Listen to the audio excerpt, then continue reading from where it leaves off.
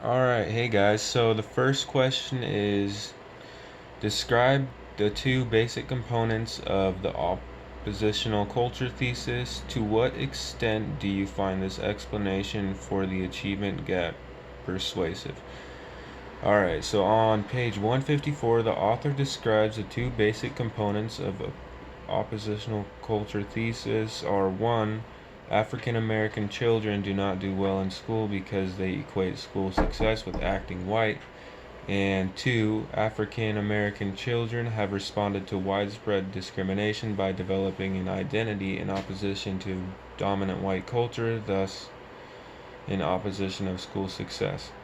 This explanation for the achievement gaps seems pretty persuasive. I've heard of black people being criticized and getting called out for acting white and being disloyal to their race for getting educational achievements.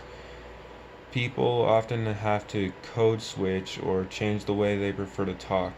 I can understand people doing this that speak different languages, but I don't think anybody should have to speak their English differently for success in school. Alright, so for question 2, define symbolic violence. Provide a specific real life example and how it contributes to the reproduction of racial inequality in the education system.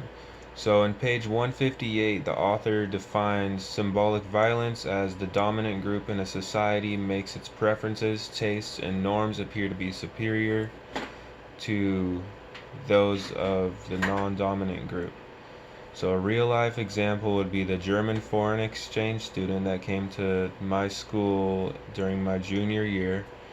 And when he first came to our school, he wore things that nobody else would wear, and people thought he was gay just because of what he wore and how differently he acted than everyone else.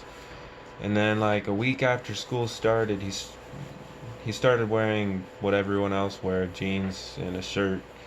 And he changed the way he acted and started acting like everyone else. I didn't realize that that was symbolic violence, and it contributes to the reproduction of racial inequality because the dominant group is making non-dominant groups change their norms, and they become one with the dominant group, and then the cycle continues.